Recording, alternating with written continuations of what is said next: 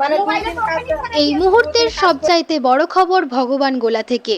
প্রতিবেশীদের সঙ্গে কাজে গিয়ে রহস্যজনকভাবে মৃতদেহ উদ্ধার হলো এক পরিযায়ী শ্রমিকের। মৃতের নাম সাগর শেখ, বয়স 27 বছর।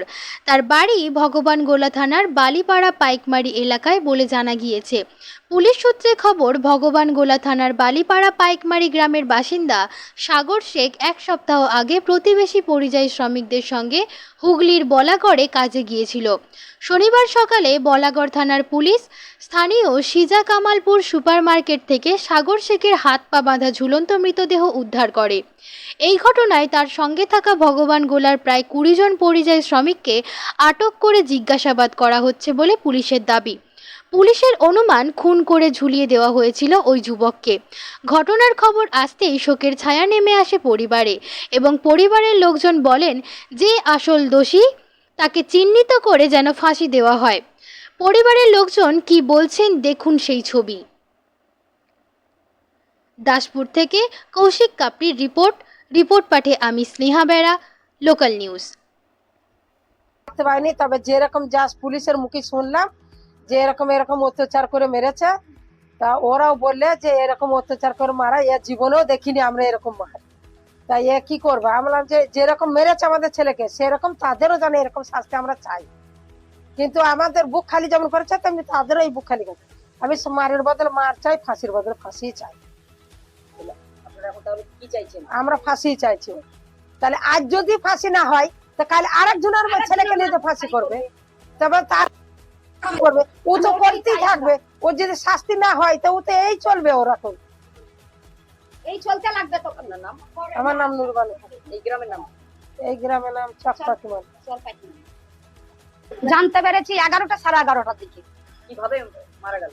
ওই তো মেরে ফেলেছে আমার ছেলেকে বাঁধে আগে মাইরে 4 পা এমনি করে পুকরা করে আমার ছেলেকে বাঁধে থিয়েছে।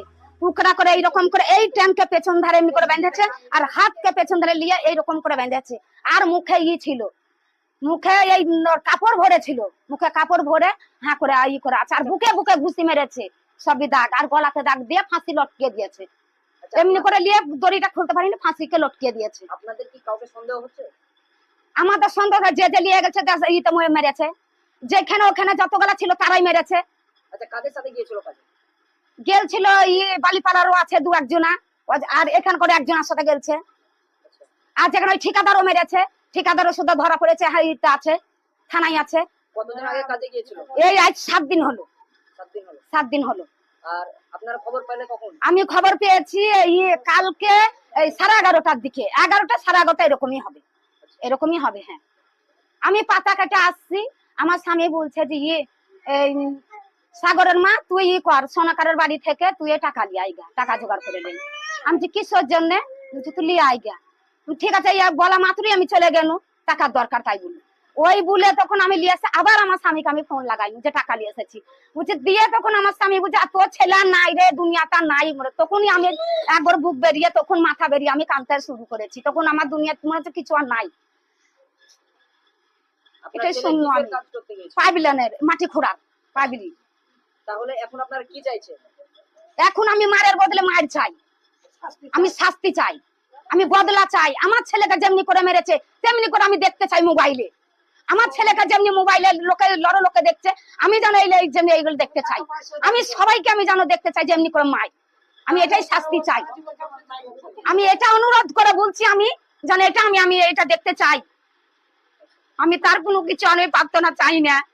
আমার যেমনি বুক খালি করেছে তার মার যেন বুক খালি করে, আমার এটাই অনুরোধ, এটাই আমি চাই। আপনার নাম? সাইরা বিবি। এই গ্রামের নাম? চর পাইকমারি। আপনার ছেলের নাম? সাগর শেখ।